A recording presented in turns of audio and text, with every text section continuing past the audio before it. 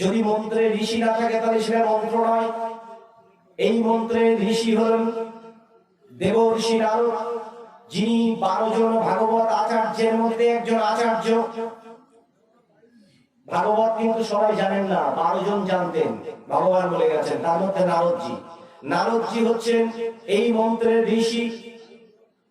এই মন্ত্রের বীজ শক্তি যিনি দিয়েছিলেন তিনি কে? তিনি হচ্ছেন ত্রিপুরা সুন্দরী, তিনি হচ্ছেন দেবী দুর্গা আদ্যা শক্তি। এই মন্ত্রের অধিষ্ঠাত্রী দেবতাকে যিনি ভগবান রূপে আছেন তিনি হচ্ছেন কৃষ্ণ।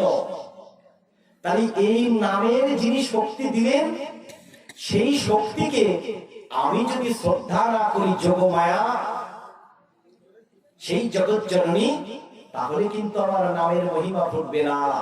এই জন্য জানতে হবে শাস্ত্র। প্রজ্ঞাবদনশুভাষসে দিবীজং সর্বধর্মানুপরিত্যাজ্যং মামেকং শরণং ব্রজ অহোম ত্বাং সর্বপাপেভ্যঃ মোক্ষয়িষ্যামি মা শুচো। ওম জ্ঞানতিমিরন্ধস্বাহা জ্ঞানানিয়ানশলাকয়া চক্ষুরুন্মীলিतं জ্ঞান তস্मै শ্রীগুরবে নমঃ। ওম গুরুব্রহ্মা গুরুবিষ্ণু গুরুদেব মহেশ্বর গুরুদেব পরমা ব্রহ্মা তস্मै শ্রীগুরবে নমঃ। ওম পিতা স্বর্গ পিতা ধর্ম পিতা হি পরমং তপ পিতরে বিদিমা পরমে প্রিয়ন্তে সর্বো দেবতা। ওম নারায়ণং নমস্কৃত্যং নরশ্চৈব নরোত্তমং দেবীং সরস্বতী ব্যাস তত জয় উদীরয়ত। জয় শ্রীকৃষ্ণ চৈতন্য প্রভু নিত্যানন্দ শ্রী অদ্বৈত গদাধর শ্রীবাসাদি গৌর ভক্তবৃন্দ। হরে কৃষ্ণ কৃষ্ণ কৃষ্ণ হরে হরে, হরে রাম রাম রাম হরে হরে। চতুর্থোধ্যায় জ্ঞানযোগ শ্লোকং প্রথমা শ্রী ভগবান উবাচ ইমং বিভাসতে যগং প্রত্যবানোহমব্বয়ং বিভাসানমানবে প্রাহুমনুইক্সকাব্যব্রবীতঃ। ভগবান বলিলেন, বহু পূর্বে এই জ্ঞান আমি সূর্যকে দিয়েছিলাম, সূর্য এই জ্ঞান মনুকে দিয়েছিলেন, মনু এই জ্ঞান ইক্ষ্বাকুকে দিয়েছিলেন। ওম তৎসদিতি ব্রহ্মবিদ্যায় যোগশাস্ত্রে শ্রীকৃষ্ণ অর্জুন সংবাদে শ্রীমদ্ ভগবদ্ গীতা উপনিষদসু জ্ঞানযোগো নামক প্রথম শ্লোক সমাপ্তঃ। গীতা মায়ের প্রতি বলি হরি হরি বলো, অনাদিরাদি গোবিন্দের প্রতি হরি হরি বলো। অনুষ্ঠানের শুরুতেই আমি যে মন্ত্রে দীক্ষিত, যিনি আমার ইষ্ট, যিনি আমার আরাধ্য, ঈশ্বর পরম কৃষ্ণ সচ্চিদানন্দ বিগ্রহ, অনাদি আদি গোবিন্দ সর্বকারণের কারণম পরম ব্রহ্ম গোবিন্দের রাঙার আতুল চরণে জানাই সহস্র কোটি প্রণতি। যিনি আমার পূজ্যপাদ শ্রী গুরুদেব, আমার পিতাশ্রী, আমার জগৎ জননী, আমার মাতা, গর্ভধারিণী মাতা, মায়ের চরণে, বাবার চরণে, শ্রী গুরুদেবের চরণে জানাই সহস্র কোটি প্রণতি। আমার সামনে সকল সাধুগুরু বৈষ্ণব আচার্য, বিপ্রগণ, বৈষ্ণবগণ, ভক্তিমতী মায়েরা, আমার পূজ্যপাদ যারা জ্যেষ্ঠ আছেন, আমার পিতা সহ সকলের চরণ কমলে রইল প্রণতি, এবং আমার যারা ছোট ছোট ভাই ও বোনেরা আছেন সকলকে জানাই আমার প্রাণঢালা স্নেহাশিস, এবং আমার পক্ষ থেকে ভগবান শ্রীকৃষ্ণ যেন আপনাদেরকে কৃপা করেন, আশীর্বাদ দান করছি, প্রার্থনা করছি ঈশ্বর যেন আপনাদের কল্যাণ করেন। যাই হোক, পূর্বেই মেধাসদা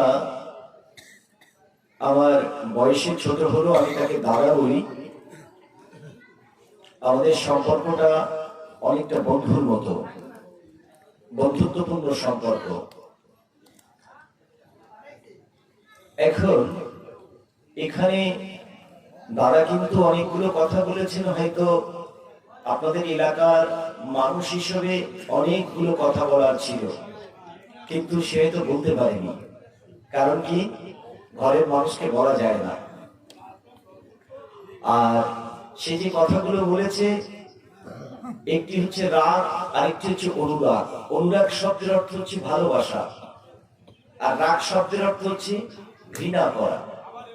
যেটা বলেছে সেটা কিন্তু অনুরাগ। এটা কিন্তু অনেকে রিয়াক্ট করতে পারে না, যে বয়সে ছোট এত কথা কেন বললো আমাদের, যেটা আমাদের হয়। আমরা পিতা মাতার সাথে অনেক সময় অভিমান করে বলি, বড় ভাইয়ের সাথে অভিমান করে বলি। তাই আমি আপনাদেরকে বলবো, দেখবেন কীর্তনের মধ্যে একটি কথা চলে আসে। কি চলে আসে? অল্প ভাগ্যে হয় না হরিনাম সংকীর্তন, অল্প ভাগ্যে হয় না গীতা ভাগবত পঠন, অল্প ভাগ্যে হয় না বিপ্র আগমন, অল্প ভাগ্যে হয় না বৈষ্ণবাগমন, অল্প ভাগ্যে হয় না গুরু গৃহে আগমন, অল্প ভাগ্যে হয় না প্রসাদ সেবন, অল্প ভাগ্যে হয় না হরিনাম সংকীর্তন। অনেক জন্মের ফলে কি আমরা এরকম একটি পরিবেশে আসতে পারি, যে পরিবেশে এসে আমাদের পূর্ব জন্মের অনেক কুসংস্কার ছিল। আমরা অনেক ভৌত দেহ পরিবর্তন করেছি, তো বিবর্তন হতে হতে আমরা এবার মানব জন্ম পেয়েছি। এখন আকারে আমরা মানুষ হলেও প্রকৃতপক্ষে আমরা কি মানুষ হতে পেরেছি? আমাদের মনুষ্যত্বের মধ্যে মানবিকতা বোধ যদি আমার ভিতরে তৈরি না হয়, আমার বিবেক বোধ যদি জাগ্রত না হয়, আমি যদি চেতনা আর চিদ আকাশে যেতে না পারি, তাহলে আমি পরমকে কি করে সন্ধান পাবো? কারণ আমি তো এটাও জানি না সেই পরম বস্তুটা, যাকে বলছি বস্তু বলা যাবে না, যে পরম, যিনি চেতনার স্বরূপ, সেই চেতনা আমি কি করে তাকে উপলব্ধি করব? তিনি থাকেন কোথায়? গীতা ভাগবত বেদান্ত পড়লে বহু জায়গায় পাবেন আপনি। আমি গীতার একটি শ্লোক ধরে বলি, তাহলে প্রবচন, গীতা, ভাগবত এবং আরো কিছু বিষয় আছে যেগুলো আমি চেষ্টা করব আপনাদের সামনে দুই একটি কথা বলবার। আমি চরণ ধরে বলবো, যতটুকু সময় অনুষ্ঠান চলবে মনটাকে এই জায়গায় রাখবেন, না রাখলে পদস্খলন হবে, বিচ্যুতি হবে, কিছু নিয়ে যেতে পারবো না। এসেছি তো, দাদাশ্রী বলেছেন চেত দর্পণ মার্জন, চিত্তকে দর্পণ মার্জন করার জন্য। কতক্ষণ চিত্তকে দর্পণ মার্জন করব? মহাপ্রভু উত্তরাখণ্ডে বলেছিলেন যে প্রভু কতক্ষণ চিত্তকে দর্পণ মার্জন করব? বলে যতক্ষণ পর্যন্ত সেই কৃষ্ণ, সর্বাকর্ষণ কৃষ্ণকে তুমি দেখতে না পাও, ততক্ষণ পর্যন্ত তোমাকে মাসতে হবে। গীতা কি বলছে দেখেন, সেই পরশমণি কৃষ্ণ কোথায় থাকেন? মৎস্যযোগের গীতা বলছেন, ঈশ্বর সর্বভূতানাং হৃদ্দেশে অর্জুন তিষ্ঠতি, ব্রায়মান সর্বভূতানি যন্ত্র অনুগানি মায়া। আমি প্রত্যেকটি জীবের হৃদয় গুহায় অত্যন্ত সূক্ষ্মাতি সূক্ষ্মরূপে অবস্থান করি। কেউ আমাকে জানে না, আমি সকলকে জানি। তাই আমাকে মানুষ কি বলে? গুহাচর। তাই সেই মহাশক্তি এখানে আছে বলেই আমি লাফালাফি করছি, আমি সংকল্প করছি, আমি কথা বলছি, আমি হাত দিয়ে কর্ম করছি, আমি পা দিয়ে আজকে ভাগবত আসনে এসেছি, আমি চোখ দিয়ে দেখছি, জীবনের যাহা কিছু সবকিছু আমি উপভোগ করছি। রূপ, রস, গন্ধ, শব্দ, স্পর্শ সবই তাকে আশ্রয় করে। বলছি কালকে যদি ওই বস্তু চলে যায়, সেই পরম বস্তু যদি চলে যায়, সেই চেতনা কনসাসনেস সেটি যদি চলে যায়, যে সবচেয়ে প্রিয় ছিল স্ত্রী বা স্বামী বা অত্যন্ত কাছে, বলে ও বন্ধ হয়ে গেছে, ও 2 দিন থাকলে আর রাখা যাবে না। এ বাড়ি এখন কি হয়েছে? আমাদের এখন অসহ্য হয়েছে, তাড়াতাড়ি আমাদের ক্রিয়াকর্ম শেষ করতে হবে, ওকে দহন করো, ওকে নিয়ে যাও। যে প্রিয় ছিল সেও বলছে ওকে নিয়ে যাও। তাই বলছে পরম থাকতে থাকতে সেই পরমকে আগে জানুন, তাকে আশ্রয় করুন। তাকে আশ্রয় না করে আমরা কি করছি? বিভিন্ন জায়গায় আনমনা হচ্ছি, আন কথা বলছি, ভাগবত আসলে আসছি না, কারণ আমরা নিজেরাও তো জানি না এই বিশ্বে যত শ্রেষ্ঠ মন্দির আছে। আর একটু দেহতত্ত্ব টাচ করলে বুঝতে পারবেন, পৃথিবীর যত শ্রেষ্ঠ মন্দির আছে, যদি জিজ্ঞেস করা হয় পৃথিবীর শ্রেষ্ঠ মন্দির কোনটি, কেউ বলবে মায়াপুর, কেউ বলবে বৃন্দাবন, কেউ বলবে কাশী, কেউ বলবে না মথুরা, কেউ বলবে অযোধ্যা, কেউ বলবে শ্রীক্ষেত্র। কিন্তু ভগবান পরম ব্রহ্মের যদি শাশ্বত বাণী দেখেন, পৃথিবীর সবচেয়ে সুন্দর মন্দির সেটি হচ্ছে দেহ মন্দির। যদি বলেন কেন? কারণ পৃথিবীর যত মন্দির তৈরি করা হয়েছে, আমার মতো কোনো না কোনো মানুষ তৈরি করেছে। হতে পারে অষ্টম ধাপে কলস স্থাপন, যেমন রামলালার যে মন্দির প্রতিষ্ঠা হয়েছে, অনেকে বলেছে হয়নি, 99% মানুষ বলেছে হয়েছে, কিছু মানুষ বলেছে হয়নি। কিন্তু এই দেহ মন্দিরকে যিনি নির্মাণ করেছেন গোবিন্দ, তিনি ভুল করতে পারেন না। এই বিশ্বের সকলে মন্দির ভুল করতে পারে, এই দেহ মন্দিরকে উনি ভুল করেননি। কি করে? একটি রুটি যদি দেওয়া হয়, শরীরে চলে যায়, বিষ্ঠার জায়গায় জল যদি দেওয়া যায়, এটি ঠিকই শরীরের শক্তি সঞ্চালন করে প্রস্রাব আকারে বেরিয়ে যায়। শরীরের মধ্যে যাহা যাহা দরকার সকল উপাদান সব জায়গায় চলে যায়। কি সুন্দর! 72 কোটি নারী, একটি হৃদয় গ্রন্থি থেকে নারী বেরিয়েছে 100 থেকে প্রশাখা নারী 100, ওখান থেকে ওর শাখা নারী হয়েছে 72,000, গুণ করলে নারীর সংখ্যা 72 কোটি। এই 72 কোটি নারীর মধ্যে একমাত্র ব্রহ্মরন্ধে যাওয়ার রাস্তা একটি স্পাইনাল কর্ডের মধ্য দিয়ে বিভা, এই প্রদেশটা ভেদ করে ব্রহ্মরন্ধের যাওয়ার যে নারী, সেই নারীটাকে বলা হচ্ছে সুষমা নারী। দেবতন্ত্রটাই জানি না, কি করে গোবিন্দকে আমি পাবো? চিদাকাশে যাবো কি করে? তাই শাস্ত্র বলছে চেতনার আকাশে যাওয়ার জন্য আমি গীতা পড়তে পারি না। বলছে এটি তোমার অপরাধ নয়। বলছে আমি ভাগবত পড়তে পারি না, সমস্যা নেই। ভাগবত কি বলছে? শ্রবণম কীর্তনম বিষ্ণু শরণম পদসেবিতম বন্দনামার্চনম সাক্ষ্যম দর্শনাত্মনিবেদনম। ভগবানকে পাওয়ার জন্য ভক্তির স্তর ভগবান বললেন কয়টি? ভগবান বেদব্যাস 9টি।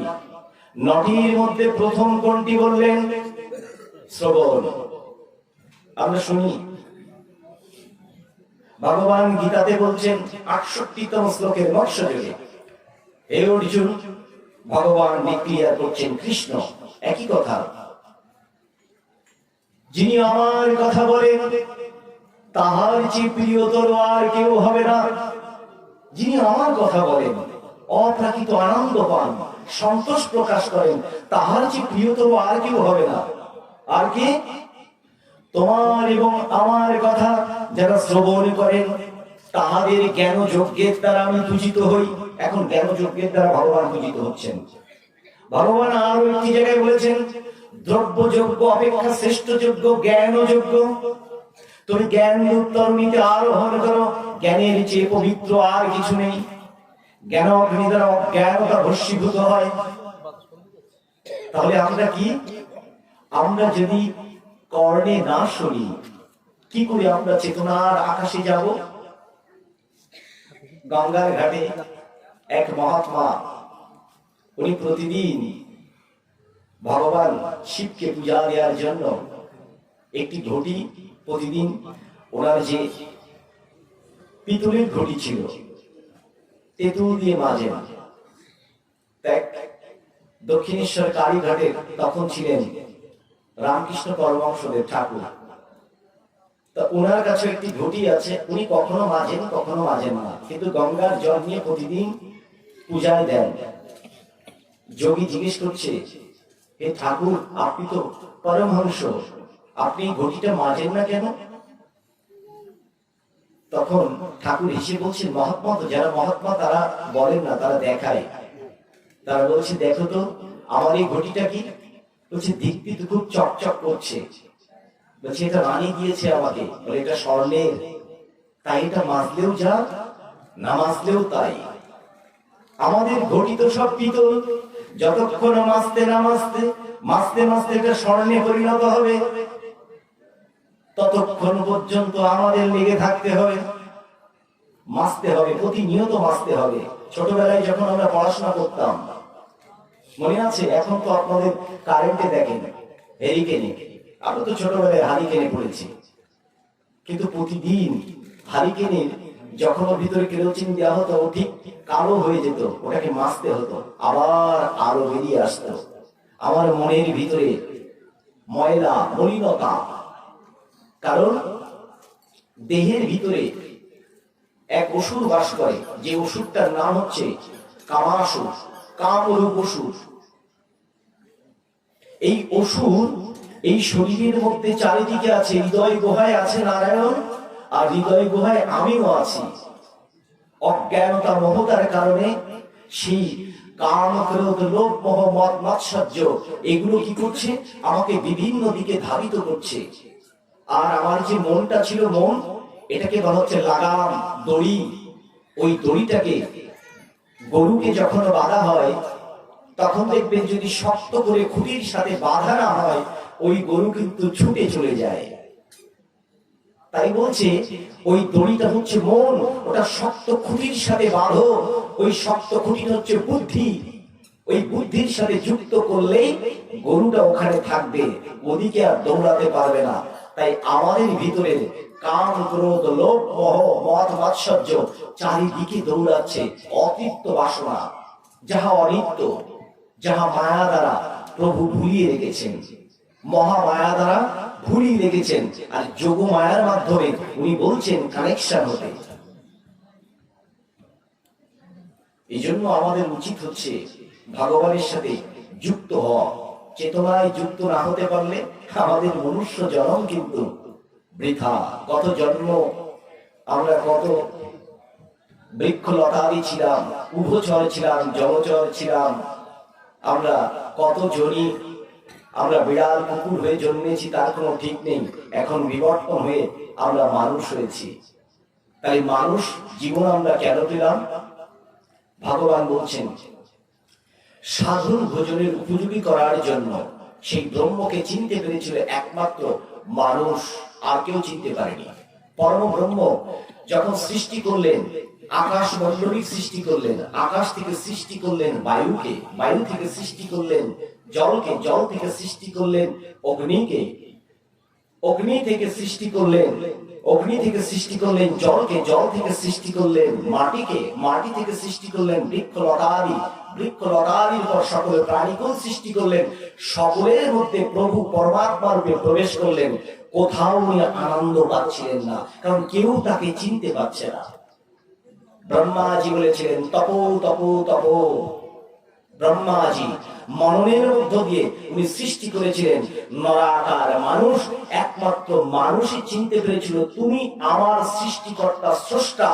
তখন ব্রহ্মাজি পরম ব্রহ্ম স্বরূপ তিনি বুঝেছিলেন যে মানুষই চিনতে পেরেছে, তাই মানুষই বিচার হয়, মানুষই ঊর্ধ্বে যেতে পারে, মানুষই সর্বত্র যেতে পারে। তাই দেবতারাও পর্যন্ত এই মনুষ্য জীবন পাওয়ার জন্য তারা ব্যাকুল হয়। দেবতারাও যে জনি ভোগ করছে ওটা ভোগ জনি। নরাকার দেহ হচ্ছে এই বিশ্ব ব্রহ্মাণ্ডের যত সৃষ্টি তার মধ্যে শ্রেষ্ঠ। এই শ্রেষ্ঠ জীবন পেয়েও সেই শ্রেষ্ঠত্বের সেই মস্তকে আমি যেতে পারলাম না, এটি আমার বৃথা। তাই নরলীলা করে গেছেন রাম রূপে, নরলীলা করে গেছেন কৃষ্ণ রূপে, নরলীলা করে গেছেন গৌর হরি রূপে, আরো করবেন কল্কি রূপে। করবেন উনি কেন? ভগবান বলছেন কেন আসেন উনি? আচারিত শ্রেষ্ঠ তত্তৎ এব ইতর জনাঃ সযত প্রণামং কুরুতে লোকতাৎ অনুবর্ততে। শ্রেষ্ঠ শ্রেষ্ঠ মহামানবগণ, অবতার পুরুষগণ যাহা আচরণ করে, যাহা প্রমাণ বলে রেখে যায়, পরবর্তী প্রজন্ম তাহাই অনুসরণ করে, তাহাই ধর্ম বলে মেনে নেয়। ভগবান শ্রীকৃষ্ণ বলছেন, হে অর্জুন শোনো। ভগবানকে জিজ্ঞেস করা হলো, এই পৃথিবীতে তুমি কেন আসো? বলছি, এই পৃথিবীতে কোনো কিছু প্রাপ্ত আমার নেই, কোনো কিছু অপ্রাপ্ত নেই, এই ব্রহ্মাণ্ড সবই আমার। তদুপরি আমি কর্ম করি। আমি যদি কর্ম না করি এই প্রজাকুল সব উচ্ছন্ন হয়ে যাবে, আমি বর্ণ সংকরের কারণ হব, সব কর্মহীন হয়ে পড়বে। তাই আমি জগতের লোককল্যাণের জন্য আমিও কর্ম করে যাই। তাই তো ভগবান উনি বিবাহ করেছেন, সংসার করেছেন, যুদ্ধ করেছেন, গুরু গৃহে গিয়েছেন, দীক্ষা নিয়েছেন, লীলা করেছেন, লীলা সংবরণ করে চলে গেছেন। আমরা কি লেসন নিলাম? ভগবান তার জীবনে, ভগবান শ্রীকৃষ্ণ তার জীবনে জানেন। আমরা তো জানি ভগবান শ্রীকৃষ্ণের বৃন্দাবন এবং মথুরা লীলা 25 বছর, 24 থেকে 25 বছরের মতান্তরের লীলা জানি। কিন্তু ওনার বাকি 100 বছরের দ্বারকা লীলা এবং মহাভারতের যুদ্ধের পূর্ব মুহূর্তে উনি জগৎকে উপলক্ষ করিয়া যে জ্ঞান দিয়েছিলেন এবং একাদশ অধ্যায়ে উদ্ধবকে সায়নে এসে যে জ্ঞান দিয়েছিলেন, যেটি উদ্ধব গীতা নামে প্রসিদ্ধ, সেইটি যদি আমরা পারমার্থিক চেতনায় পড়তে না পারি, হৃদয়ে ধারণ না করতে পারি, তাহলে কিন্তু আমাদের মনুষ্য জীবন কিন্তু বৃথা। ভগবান বলছেন, হে অর্জুন, গীতার মতো পবিত্র আর কিছু নেই। এই গীতাকে ধারণ করে আমি ত্রিলোক পালন করি। গীতা মে হৃদয়ং পঠো, গীতা মে সারতমম, গীতা মে উদ্গ্রমম, গীতা জ্ঞানম অব্যয়ম। গীতা হচ্ছে সমগ্র বিষয়বস্তুর সার। সর্বপুনি সদগাব জগদ গোপাল নন্দন পার্থ বৎস সুরি ভক্তা দুগ্ধং ঘৃতামৃতং মহদা। সমগ্র উপনিষদ গাভী স্বরূপ। বেদের কাণ্ড কয়টি? 4টি। ব্রাহ্মণ, আরণ্যক, সংহিতা, উপনিষদ। উপনিষদ হচ্ছে জ্ঞান ভাণ্ডার, যেটাকে বলা হয় বেদান্ত। এই সমগ্র বেদের যে নির্যাস সেটা নিংড়িয়ে ভগবান বললেন, দুগ্ধ পান করাই আমি জগতের মানুষকে। এখানে ওই অর্জুনকে উপলক্ষ করিয়া আমরা যারা বসে আছি সকলেই কিন্তু অর্জুন। বলছে নিতে পারে কারা? সুধী ভক্তগণ সকলেই এই গীতার অমৃত কথন নিতে পারে না। কারা নিতে পারেন? সুধী ভক্তগণ। আমরা সকলেই কিন্তু গীতার জ্ঞান নিতে পারে না। আর মহাপ্রভু ঠিক একই ভাবে রায় রামানন্দ গৃহে উনি যখন ভাগবত প্রবচন করেছিলেন, তখন সকল ভক্তদের উনি কি করলেন? প্রসাদান্ন দিয়ে বিদায় দিলেন। রায় রামানন্দ গৃহে নিমায় অমিয় চরিত উনি কি করলেন? দরজা বন্ধ করলেন। রায় রামানন্দ ভাগবত প্রবচন করলেন। মহাপ্রভু মাঝে মাঝে করছেন, শুনছেন, ব্যাকুল হচ্ছেন। ব্রহ্মোদয়ের পূর্ব মুহূর্তে রায় রামানন্দ একটি প্রশ্ন জিজ্ঞেস করলেন, প্রভু, সকলকে ভাগবতম রস আস্বাদন কেন করতে দিলেন না? মহাপ্রভু কি বলেছিলেন? সকলে ভাগবতম রস নিতে পারে না। তোমরা আমার রসঙ্গ ভক্ত, তোমরা আমার অকৈতব ভক্ত, এই ভাগবতম রস নেওয়ার মতো ক্ষমতা তোমাদের আছে, তাই তোমাদেরকে দান করিলাম। চৈতন্য ভাগবতে বলছে কতজন? 3.5 জন। রায় রামানন্দ, স্বরূপ দামোদর, সিকি মাহতি আর একজন মহিলা ছিল মাধবী দাসী। আর আমরা, ভগবান শ্রীকৃষ্ণ যখন গীতার জ্ঞান দিয়েছিলেন, শ্রোতা কয়জন? 1 অর্জুন। যদিও ধ্বজের উপরে ছিলেন হনুমানজি, স্বয়ং রুদ্র, আর বর্বরিক ছিলেন, যুদ্ধে ওই উপরে দেখেছিলেন, কিন্তু উপলক্ষ কিন্তু একজন। সকলকে দিলে এই সকলে নিচ্ছে না তো। আর ভগবান কি করেছিলেন? ভাগবত শাস্ত্র কি করে আসলো? ভগবান নারায়ণ উনি প্রথম জ্ঞান দিয়েছিলেন ব্রহ্মাজিকে। ব্রহ্মাজি এই জ্ঞান দিয়েছিলেন দেবর্ষি নারদকে। নারদ এই জ্ঞান দিয়েছিলেন ভগবানের বেদব্যাসকে। বেদব্যাস এই জ্ঞান দান করেছিলেন সুখদেব গোস্বামীকে। সুখদেব গোস্বামী এই জ্ঞান দান করেছিলেন মৃত্যু পথযাত্রী রাজা পরীক্ষিতকে। যদিও বটবৃক্ষের নিচে সুতমণি উগ্রশ্রবা উনি ছিলেন, উনি শুনেছিলেন, আর ওই তটে 60,000 মনীষী ছিল, কিন্তু উপলক্ষ কয়জন? যে উনি শুনছেন আর আমি বলছি। শাস্ত্র কি বলছে? শুনেছিলেন পরীক্ষিত মহারাজ, তক্ষক নাগ এসে তাকে দংশন করলো, তার দেহান্তর প্রাপ্তি হলো, উনি দিব্য রথে সেই বিষ্ণুলোক বা ভাগবত ধাম উনি চলে গেলেন। সেই দিব্য রথে, সেই তটে বহু মহাত্মা দেখেছিলেন এই অলৌকিক ঘটনা কি করে ঘটলো, কারণ দেহটা হয়ে গিয়েছিল ভাগবতময়। তাই দেহটাকে আমরা ভাগবতময় করাতে পারলাম না। কি আসছে কি যাচ্ছে এটি বিষয় নয়। আপনি এখানে আছেন, আপনি নিজের প্রতি যত্নশীল হন। দাদাশ্রী যে একটি শ্লোক বলে গিয়েছিলেন, ওই শ্লোকের বৃন্দাবনের এক মহাত্মা একটি উপাখ্যান বললে বুঝতে পারবেন। উনি হচ্ছেন যার 2টি কিডনি ড্যামেজ, প্রেমানন্দ মহারাজ, যিনি এখন স্টিল আছেন। তার একটি প্রবচনের কথা বলি, বলছি এক কিডনিতে আমার রাধা থাকে, আর এক কিডনিতে আমার কৃষ্ণ থাকে। তার বেঁচে থাকার কথা না। তিনি প্রথমে শিব মন্ত্রে দীক্ষিত হয়েছিলেন, পরবর্তীতে এখন রাধাকুণ্ডে থাকেন। উনি বলেছিলেন এই গল্পটা, সেই গল্পটা আমি আপনাদেরকে শোনাচ্ছি, যেটি আমার শোনার কি। দাদাশ্রী বলেছেন, চঞ্চল হি মন কৃষ্ণ প্রমাতি বলভাতধিয়ম তস্যাহম নিগ্রহমন্যে বায়ৈব সুদস্কারম।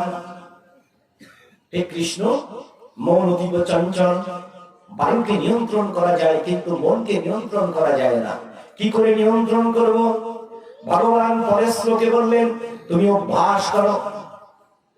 অভ্যাসের মধ্য দিয়ে তুমি কি করতে পারবে? তোমার ভিতরে তীব্র বৈরাগ্য, বৈরাগ্য মানে ত্যাগের মহিমা তৈরি হবে। এই তীব্র বৈরাগ্যের মধ্য দিয়ে অভ্যাস যখন তৈরি হবে, তখন তুমি তোমার ওই শান্ত মনকে তুমি ব্রহ্ম চেতনায় নিয়ে যেতে পারবে। আর ভক্তি যোগে ভগবান আরো একটা ভাবে বলেছেন। কি বলেছেন? অর্জুন আবার জিজ্ঞেস করছেন, ভক্তি যোগে যদি আমি অভ্যাস করতে না পারি তাহলে কি হবে? বলছেন, অভ্যাসে অসমর্থোসি মৎকর্ম পরম ভাব মাদর্থম করবাণি কর্মাণ সিদ্ধিমবাপস্সোসি এথৈতদাসক্তোসি কর্তুম মাদিয়দমস্থিতম সর্বকর্ম ফলত্যাগম তৎকুরু যতত্মবান। কি বলছেন? অর্জুন বলছেন, যদি আমি অভ্যাস করতে না পারি, বলছে তাহলে একটি কাজ করো, তুমি সেবা করো, পূজা করো। বলছে আমি ক্ষত্রিয়, সেবা কখন করব, পূজা কখন করব, এগুলো তো আমার জন্য কঠিন কাজ। ভগবান সংক্ষিপ্ত ভাবে একটি কথা বুঝিয়ে দিলেন। বললেন কি? তোমার মনের ভিতরে যে কর্মগুলো তাড়িয়ে বেড়ায়, অতৃপ্ত কামনা বাসনা যাহা তোমাকে তাড়িয়ে বেড়ায়, মানে মনে মনেও যদি তুমি সেগুলো আমার কাছে অর্পণ করো, কারণ আমি তো তোমার অত্যন্ত কাছে থাকি, যদি এগুলো অর্পণ করো, তাহলেও তুমি জন্ম মৃত্যুর বন্ধন থেকে মুক্ত হতে পারিবে। রামদয়াল মজুমদার বললেন, মুখে মুখে বলো হরি নাম আর মনে মনে করো শুধু বিষয় বাসনা, তাহলে ঈশ্বর প্রীতি হবে না। অন্তত মনে মনে ঈশ্বরের নামকে বারংবার বলো, বলতে বলতে। কারণ হরির নাম বললে কি হয়, বারবার ঈশ্বরের নাম বললে ভিতরে যে শক্তি, এই শক্তি তৈরি হয়। এই জন্য আমরা বারবার এই হরিনাম বলতে হবে। এই মনটা কেমন দেখেন, এক শিষ্য পাঠে যখন গেছে তখন মহারাজের কাছে বলছে, মহারাজ এই আপনার যে পাশে শিষ্য আছেন এই ঠিক মতো ষোলমালা জপ করে না।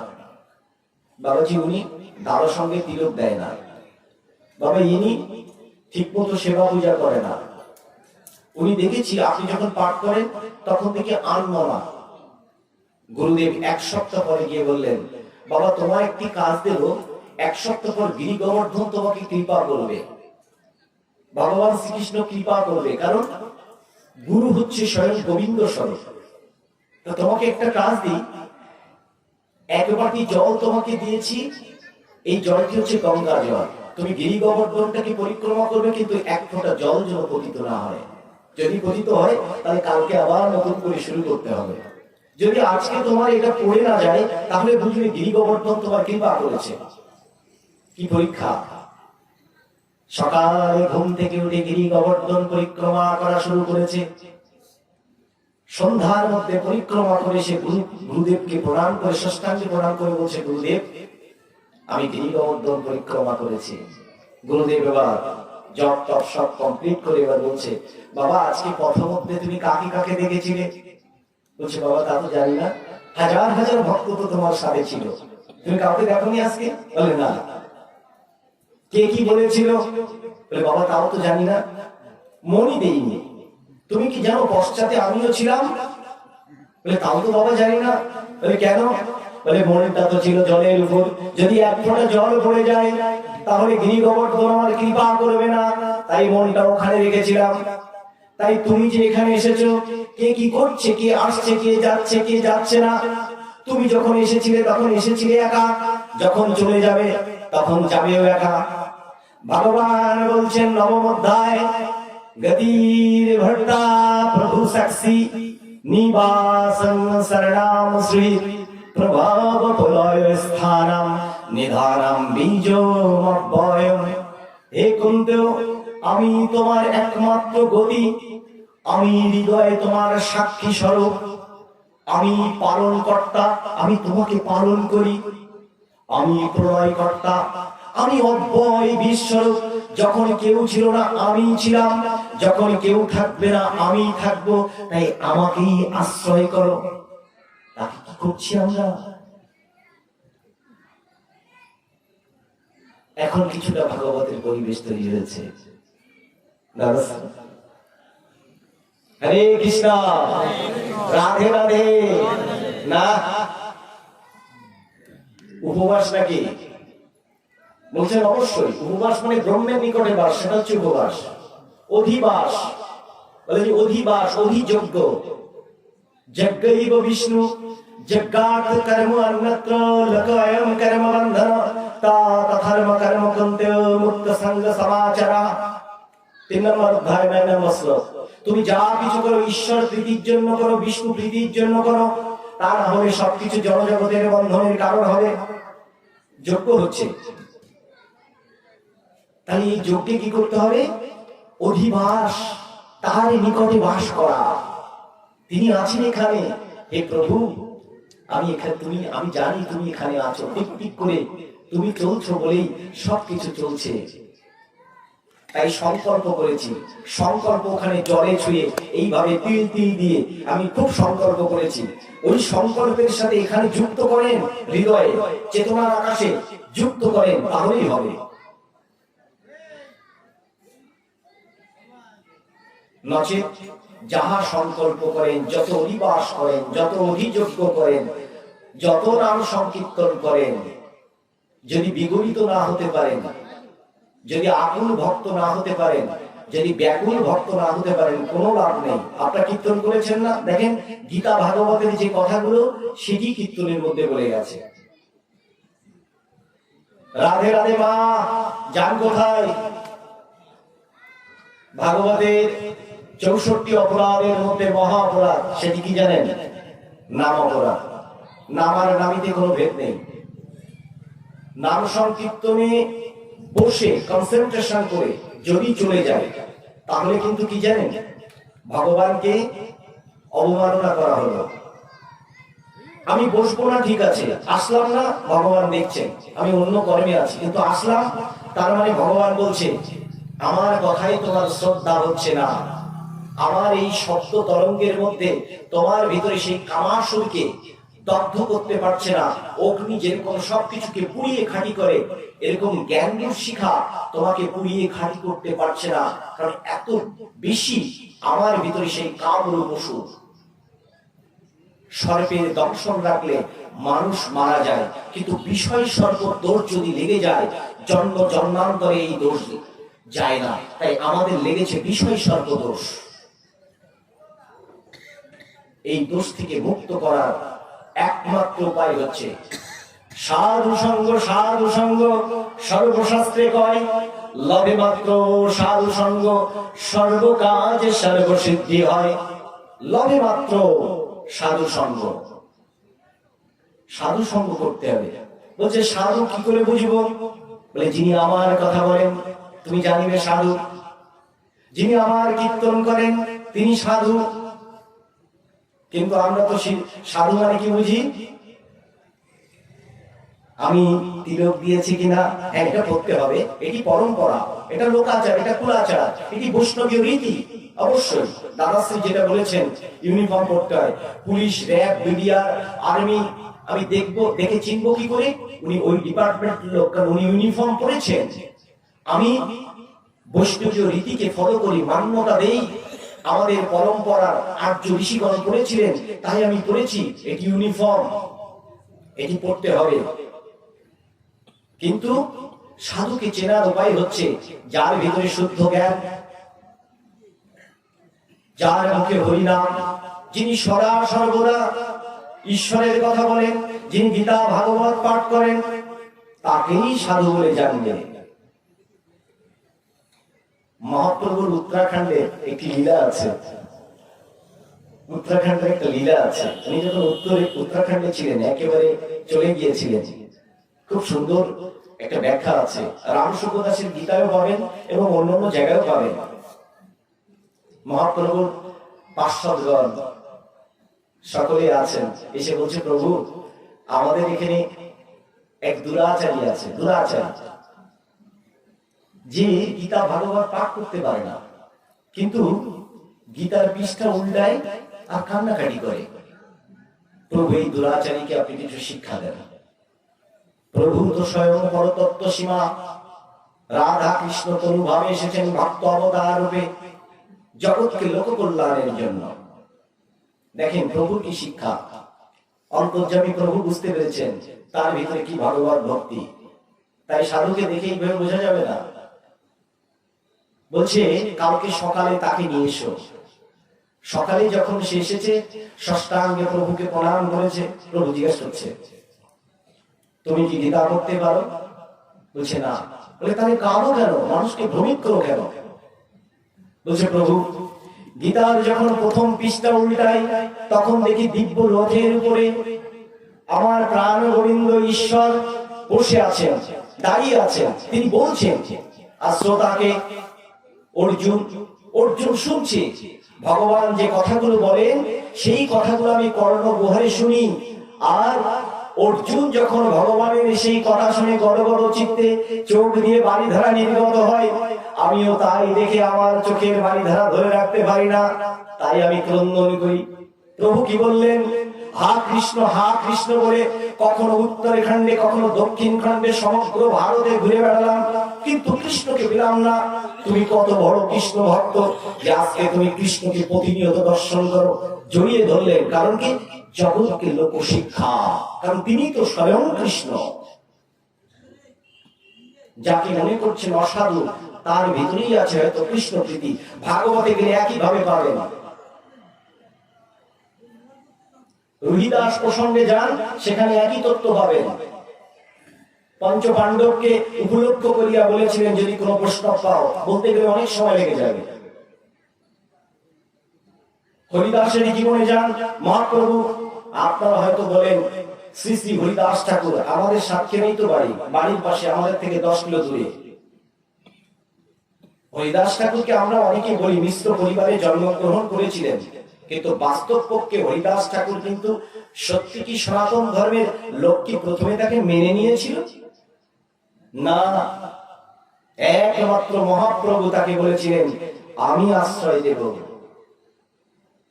তাই মহাপ্রভুর অপার করুণায়, অদ্বৈত প্রভুর অপার করুণায় হরিদাস ঠাকুর আশ্রয় পেয়েছিল। আর সেই হরিদাসের নির্যান আমরা বলি, হরিদাসের কীর্তন আমরা করি, হরিদাসের কথা বলি। তাই মহাপ্রভু চিনতে ভুল করেননি। মহাপ্রভু জানতেন যিনি ব্রহ্মার অবতার রূপে এসেছেন। তাই ভক্ত চিনতে হবে, যারা নিরলস ভাবে ঈশ্বরের কথা বলেন, গীতা ভাগবত পাঠ করেন, আপনি বুঝবেন যে তার ভিতরেই ভগবান আছেন। কারণ কি? ভগবান 3 ভাবে প্রকাশ করেছেন, অনন্ত, যদিও অনন্ত ভাব, কিন্তু 3 ভাবে ভগবানকে আমরা বুঝতে পারি। এক হচ্ছে উনি পরম ব্রহ্ম নিরাকার, ওনাকে দেখা যায় না, ওনার স্পেসিফিক কোনো আকার নেই, যেটা বলা হয় তার সাথে কোনো কিছু তুলনা করা যায় না, যেটা বেদ বলে না তস্য প্রতিমা অস্তি, তার সাথে কোনো কিছু তুলনা হয় না। তিনি সর্বভূতে আছেন। প্রতিমা মানে কিন্তু এই না, প্রতিমা মানে তার সাথে কোনো কিছুর তুলনা হয় না, তিনি সর্বত্র। সর্বং খলিদং ব্রহ্ম ইদং বিষ্ণুময়ং জগৎ বহুনাম জন্ম নামান্তে জ্ঞানবান মম প্রপদ্যতে বসুদেবং সর্বমিতি সমহর্তা সুদুর্লভঃ। একই কথা গীতায় বলছে বাসুদেব, বিষ্ণু পুরাণে বলছে বিষ্ণু, বেদে বলছে ব্রহ্ম, একই কথা। তাহলে আমরা সেই এক ঈশ্বর, তিনি নিরাকার। আর কি? জগতের লোক কল্যাণের জন্য উনি সাকার রূপ ধারণ করেন। অজোপি সন অব্যয় আত্মা ভূতানাম ঈশ্বরোপি সন প্রকৃতিং সামধিষ্ঠায় সম্ভব্যামি আত্মমায়া। আমি প্রকৃতিকে নিরাকৃত করিয়া জগতের লোক কল্যাণের জন্য দেহ বিশিষ্ট হই, কিন্তু প্রকৃতপক্ষে আমি দেহ নই, আমি দেহি, আমি চিন্ময়, আমি চেতন স্বরূপ। প্রকৃতির সাহায্যে উনি লীলা করেন। তাই তো ভগবান শ্রীকৃষ্ণ যখন এসেছিলেন, যোগমায়ার সাহায্যে উনি লীলা করেছিলেন। উনি চতুর্ভুজ নারায়ণ মূর্তি ধারণ করেছিলেন। পিতার আকুল আহ্বান করলেন, বললেন তুমি দ্বিবাহু সংবরণ করো। তখন 2টি বাহুই সংবরণ করলেন। বলে যোগমায়া কিভাবে করেন? বলছে মা তুমি লীলা দেখাও। সকলে মোহচ্ছন্ন হয়ে পড়লো, ঘুমিয়ে পড়লো। প্রত্যেকটি দরজার কপাট খুলে গেল। পিতা ভীত সন্ত্রস্ত, ভগবান শ্রীকৃষ্ণ মস্তকে আছেন, যমুনা উত্তাল, পার হবেন কি করে? বলছে মা তুমি শৃগাল রূপ ধারণ করো। মা শৃগাল রূপ ধারণ করলেন। তার পিতাও চলে গেলেন নন্দালয়ে। তাই বুঝতে হবে ভগবান যা করছেন, সাকার মূর্তি শুধু ধারণ করেছেন। আমরা অনেকে বলি কৃষ্ণ ভগবান নয়, কৃষ্ণ হচ্ছে মানুষ। ভগবান বলছেন যারা আমাকে মনুষ্য জ্ঞান মনে করে তারা মূঢ়, মায়া দ্বারা অবিকারী, তারা আমার পরম তত্ত্ব সম্পর্কে অবগত নয়। কারণ কৃষ্ণ হচ্ছে স্বয়ং পরম ব্রহ্ম, বিষ্ণুর পূর্ণ প্রকাশ। কৃষ্ণ লীলায় কৃষ্ণ আর বিষ্ণুতে কোনো ভেদ নেই, একটি ঐশ্বর্য, একটি মাধুর্য। স্বয়ং স্বয়ং পরম ব্রহ্ম এসেছেন, সেই শাশ্বত জ্ঞান দিলেন, দিব্য লীলা করলেন। আমরা শিখলাম না, আমরা জানলাম না, তার আচরণ থেকেও শিখলাম না, তার কোনো কিছু থেকেই আমরা বুঝলাম না। আমরা শুধু নেচে গেয়ে খেয়ে ঘুমিয়ে আমরা চলে গেলাম। কি লাভ আমাদের? যখন আমি গরু ছিলাম তখন আমার একটি গাভী ছিল, মানে সঙ্গী, তখনও বাচ্চা ছিল। তখন খাওয়ার জন্য ঘাস ছিল, খাদ্য ছিল, আমার ভিতরে দুঃখ ছিল, আমি মারাও গিয়েছিলাম। মনে হয় না আমার চোখের সামনে আমার ঠাকুরদা মারা গেছে, আমার বউ ঠাকুরদা মারা গেছে, আমার ঠাকুমা মারা গেছে, আমার চোখের সামনে করোনার সময় আমার মাসি মেসোমশাই মারা গিয়েছে, আমার আত্মীয় একদম চোখের সামনে মারা গিয়েছে। খুশ হয় না? আজকে রাতটা হতে পারে আমার জন্য শেষটা। যদি আজকে রাতটা শেষ হয়, তাহলে কালকে আমি কোথায় যাব, কোথায় আমার নিবাস হবে? বলছি, এই ভৌত দেহে যেমন সংকল্প করেছিলে, যেমন কর্ম করেছিলে, অন্তিম কালে যেমন ভাবে ভাবিত হয়েছে, পরবর্তী দেহটা, পরবর্তী জন্মটা তোমার তেমনই হবে। অখণ্ড ভারতবর্ষের রাজা ভরতের জীবনটা কিন্তু এমনই হয়েছিল। যদি ভরত উপাখ্যানটা, পঞ্চম স্কন্ধটা, ভাগবতটা ভালো করে পড়েন। এই জন্য আমি আপনাদেরকে বলবো যে আপনারা শ্রবণ করবেন, আপনারা কীর্তন করবেন। এই ভাগবত আসর কিন্তু সহজ একটি বিষয় নয়। ভগবান নিজেও বলছেন ভাগবতে, সহস্র সহস্র তীর্থ ভ্রমণ করিলে যদ্রূপ ফল পাওয়া যায়, একটি মাত্র ভাগবত আসলে শ্রদ্ধাযুক্ত হয়ে উপবেশন করলে তাহার চেয়ে ততোধিক বেশি ফল পাওয়া যায়। কেন? ভগবান বলছেন যেখানে ভাগবত কথা হয়, কারণ আমি এক নিরাকার, এক সাকার, আর শব্দ ব্রহ্ম রূপে, শব্দ ব্রহ্ম রূপে আমি প্রবেশ করেছি। বেদ, গীতা, ভাগবত। ভাগবত হচ্ছে সাক্ষাৎ নারায়ণের বাণী, গীতা হচ্ছে স্বয়ং ভগবান শ্রীকৃষ্ণ বলেছেন, আর বেদ অপৌরুষের বাণী। তার মানে একই কথা। বেদ, গীতা, ভাগবত।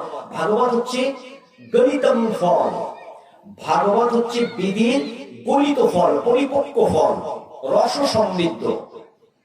যেমন রস জাল দিতে দিতে মলো পড়ে যায়, এরপরে যখন বীজ হয়, ওটাকে যখন একটি পাত্রে রাখা হয় তখন ওটা হয় পাটালি। কিন্তু ভাগবত হচ্ছে কিন্তু পাটালি। এতক্ষণ জাল দিচ্ছি আপনাদের। হরে কৃষ্ণ, হরে কৃষ্ণ, রাধে রাধে। আমার মুখ কি কালো? মনে হচ্ছে কালো কিছু মেখে এসেছে, না এপাশে অন্তকর লাগছে। হরে কৃষ্ণ। মুখের মধ্যে গ্লুকোজ হাসি নেই কেন? একটু হাসেন তো, হাসলে হাত ভালো থাকে, মধুময় হাসি। নিতাই গৌর প্রেমানন্দে, হরি হরি বল। এই যে আপনারা দুবাহু তুলছেন না, আবার তো প্রসঙ্গ ব্যতিক্রম হয়ে যাবে। যাও, ওদিকে যাব না, একটু চেষ্টা করবেন। ভাগবতে যখন আসবেন, ভগবান বলছেন যেখানে ভাগবত কথা হয়, শোনো হে জীবগণ, আমি তথায় উপনীত হই। কারণ শব্দ ব্রহ্ম রূপে যিনি আমার কথা বলেন, এই শব্দ ব্রহ্ম রূপে স্ফুলিঙ্গের ন্যায় প্রত্যেকটি জীবের মধ্য দিয়ে, কর্ণগুহ দিয়ে, এই হৃদয় গুহার থেকে প্রত্যেকটি শরীরের অঙ্গ প্রত্যঙ্গের মধ্যে সেই শব্দ ব্রহ্মের মহাশক্তি বিচ্ছুরিত হয়, চলে যায়। শব্দের কিন্তু তরঙ্গ, একটা ভাইব্রেশনের সৃষ্টি করে। এই যে কথাগুলো হচ্ছে একটা ভাইব্রেশন। একটা মাপেন, মেশিন আনেন, দেখবেন একটা ভাইব্রেশন হবে। এই জন্য বাড়িতে যদি কোনো পুজোর আগে, হোম যজ্ঞের আগে যদি কোনো মেশিন থাকে, কোন সায়েন্স বিজ্ঞানের কোন ছাত্র থাকেন, তাদের কাছে যদি মেশিন থাকে, বলবেন যে আমাদের বাড়িতে নেগেটিভ এনার্জির পরিমাণটা কত, মাপেন। পরীক্ষিত আমি নিজে পরীক্ষিত, তাই বলছি আমার বাড়ির বিষয়বস্তু দিয়ে। আজকে দুটি প্র্যাকটিক্যাল ঘটনা বলে যাব। তো তখন দেখা গেল বাড়িতে অত্যন্ত নেগেটিভ এনার্জি। তখন আমি বললাম এই বাড়িতে ব্রহ্মযজ্ঞ করতে হবে, ব্রহ্মযজ্ঞ করতে হবে। ব্রহ্মযজ্ঞ কি? সেখানে গীতা পাঠ হবে, চণ্ডী পাঠ হবে, মায়ের পূজা হবে, শিবের পূজা হবে, মহাশক্তির পূজা হয়ে বেলপাতা সমিচ্ছ মহাযজ্ঞ করে ওটাকে ঠিক করতে হয়। এটি যখন করা হলো, বাড়িতে যে দণ্ড চললো, সেই দণ্ড দেখলাম কেটে গেছে। যে নারকেল গাছে ফল হয় না সেটা ফল হয়েছে। যেখানে যতগুলো আগামী গাছ ছিল সব। ঠিক একইভাবে আমার একটি কাছে একটা দুর্লভ ঘটনা, দিলীপ বাবু এবং আমি গিয়েছিলাম একটি জায়গায়, যশোরের একটি জায়গায়। শ্রীহরি কৃপা করেছেন, এটি সব ভগবত কৃপা। আমি বললাম আমি তো জানি, আমি তো কিছু জানি না নরাধম। তাই বললাম বাড়িতে যেহেতু আগামীরা, তা আমার এত কিছু শাস্ত্রীয় জ্ঞান নেই, একটি কাজ আপনারা করেন। ভগবান শক্তিকে নিয়ে লীলা করেন। কারণ ভগবান যখন যুদ্ধের প্রাক্কালে অর্জুন জিজ্ঞেস করেছিলেন কাকে পুজো করব, ভগবান এক বাক্যে ভীষ্ম পর্বের আগেই ভগবান শ্রীকৃষ্ণ বলেছিলেন কেন তুমি যোগ মায়া অর্থাৎ মা মহাকালীকে পুজো করো। মহাকালীকে আবাহন করেছিলেন। তখন মহাকালী ওই যুদ্ধে প্রকট হয়েছিলেন। মহাকালী আশীর্বাদ করে বলেছিলেন যেখানে ব্রহ্ম এবং যেখানে ব্রহ্ম আছে, যেখানে শক্তি আছে, এই যুদ্ধে হে অর্জুন বৎস, এই যুদ্ধে অবশ্যই তুমি জিতবে। আমি একই কথা শাস্ত্র যে পড়েছি, আমি বললাম প্রথমে একটি কাজ করবেন, আজকে প্রথমে গীতা ভাগবত পাঠ দেবেন, হরিনাম সংকীর্তন দেবেন, আর রাত্রেবেলা একটা তিথি ধরে একটি মহাকালী দক্ষিণা কালীর একটা পুজো দেবেন। গত মাসে শুনলাম দীর্ঘ 8 বছর পরে যে গৃহে সন্তান ছিল না, 2টি যমজ সন্তান হয়েছে। আমি দিলীপদাকে গতকাল বলছিলাম যে আমার জন্য একটা বড় প্রাপ্তি, মানে কালকে ছিল একটা পাঠ কপিল মুনি, ওনারই বোন এসে বললো আপনি জানেন দাদাশ্রী আমার সেই ছোটদার কিন্তু 2টি যমজ ছেলে হয়েছে। আমি বললাম ঈশ্বর ভালো করুক যে আপনি বলেছিলেন, এবং আপনি বলেছিলেন যে আমার বাড়িতেও একটা কেউ আসতে যাচ্ছে, সেটাও ঘটেছে। আমি বললাম দেখেন সব মায়ের কৃপা, ব্রহ্মের কৃপা, এটা আমার কোনো কারিশমা না। কারণ আমি এত কিছু বুঝি না, আমি একটা জিনিস বুঝি, শক্তিকে আশ্রয় করলে শক্তি যেখানে প্রকট হয় অপশক্তি সেখান থেকে নাশ হয়। গীতা ভাগবত যিনি শ্রবণ করেন তার ভিতরে পূর্ব জন্মের অশুদ্ধ সংস্কার দূরীভূত হয়। বাড়িতে কোনো নেগেটিভ এনার্জি থাকলে সেটা দূরীভূত হয়। শরীরের ভিতরে তখন চেতন শক্তি চলে আসে, তখন তার জপ করতে মন চায়, তখন সে গীতা ভাগবত পড়তে মন চায়, সাধু সঙ্গ করতে তার ভালো লাগে।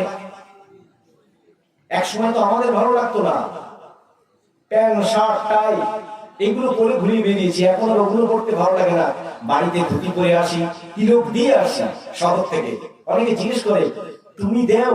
আমি বলি হ্যাঁ, কারণ আমি হিন্দু সনাতন ধর্মের, আমি প্রাউড ফিল করে। স্বামী বিবেকানন্দ চিকাগো শহরে বলেছিল আমি হিন্দু, আমি সনাতনী, আমি প্রাউড ফিল করে বলতে চাই তদ্রুপ আমি প্রাউড ফিল করে বলি আমি সনাতন ধর্মের একজন মানুষ। আমার কৃষ্টি কালচার, আমার সংস্কৃতি, এটি আমার হৃদয়ে, আমার দেহের মধ্যে, আমার অঙ্গ প্রত্যঙ্গের মধ্যে, এটি যদি বলতে না পারি আমার মনুষ্য জীবনী বৃথা। প্রেম সে বলো নিতাই গৌর বিধি প্রেমানন্দে হরি হরি বলো।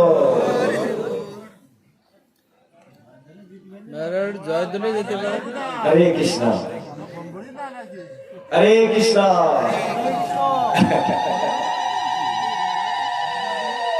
যাই হোক আর বিরক্ত করবো না আপনাদের, অনেক বিরক্ত করেছি।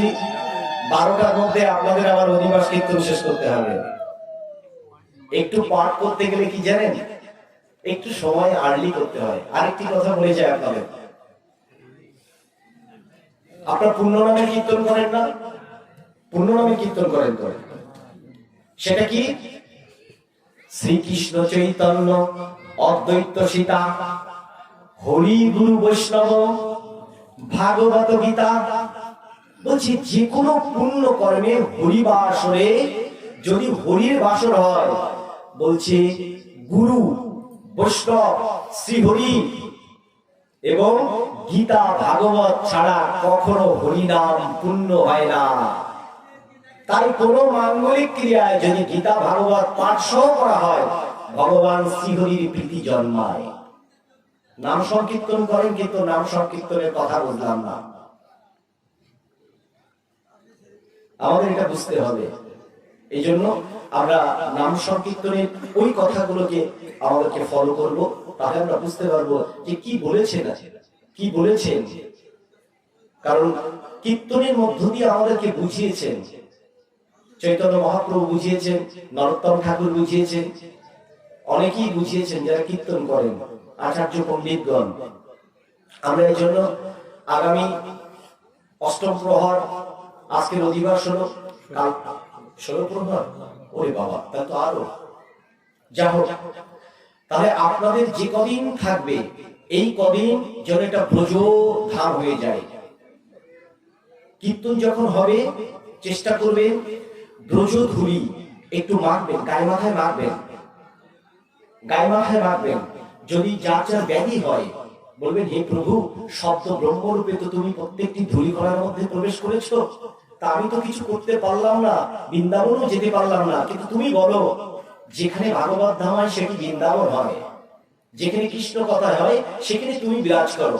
তা আমি মনে করি হৃদয়ে তুমি আছো, তুমি এখানে এসেছো, অনেক সাধু মহাত্মা এসেছেন, তাদের পদধূলি এখানে পড়েছে, তাই আমি পদধূলি করা একটু গায়ে মেখে আমার শরীরে যদি কোনো ব্যাধি পীড়া থাকে, আমার মনের মধ্যে যদি কোনো অবসাদ থাকে, তুমি দূরীভূত করে দাও প্রভু।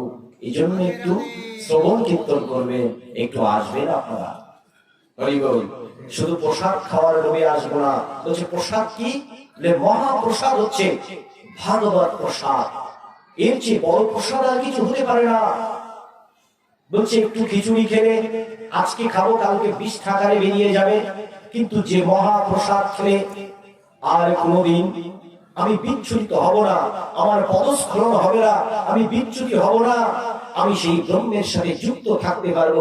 সেই মহাপ্রসাদ, নিম্নান মহাপ্রসাদকে সেবন করুন, হৃদয়ে ধারণ করুন, চিত্ত নির্মল করুন, অবসাদ দূরীভূত করুন, তাহলেই চিদা আকাশে, চেতনার আকাশে যেতে পারবেন। মহাপ্রভু কীর্তন করেছিলেন, আমাদেরকেও কীর্তন করতে হবে। মহাপ্রভুর একটা কীর্তনের লীলা বলে আমি বিশ্রামে যাব, কারণ অনেক সময় ভেবেছিলাম অনেক কথা বলবো, অনেক কথা বলার মতো দাদাশ্রীর বাড়ি, তো এই জন্য মনে করলাম দাদাশ্রীর বাড়ি মানে দাদা মনে করে, ছোটদা মনে করে, দেবাকরদা বড় ভাই, সে আমাকে বড় ভাইয়ের মতোই দেখে, এবং তার বাড়িতে তার বড়দা অনেকে আছে, আমার প্রণাম নিতে চায় না, বলছে না আপনার নেব না, এত উদারতা। তারই ভগ্নিপতি আমার চেয়ে বয়সে অন্তত 20 বছরের বড়, সেও প্রণামটুকু নেয় না, সে উল্টাই সে প্রণাম করে আমার বাবার একজন প্রিয় শিষ্য দিলীপ ব্যানার্জি, ভগ্নিপতি, কিন্তু দাদার ভগ্নিপতি, আবার আমার বাবার শিষ্য। এই জন্য হরে কৃষ্ণ, এখানে অনেক মহাত্মা এসেছেন। যে কথা বলবো, এই যে কৃষ্ণ নাম, এই হরিনাম, এই হরিনামের কি মধুরতা, এই হরিনামের একটি মধুরতা দিয়ে শেষ করবো, পানি বিশ্রামে যাব। কারণ চেয়েছিলাম চৈতন্য লীলার মধ্যে ঢুকবো, নিত্যানন্দ কেন গেলেন, হরে কৃষ্ণ মহামন্ত্র কি, কেন করতে হয়, এর ব্যাখ্যা, অনেক ডিটেলস এর ব্যাখ্যা, যতটুকু আমি জানি ক্ষুদ্র মানুষ, দুই একটি কথা বলে যাই, বলে বিশ্রামে যাব।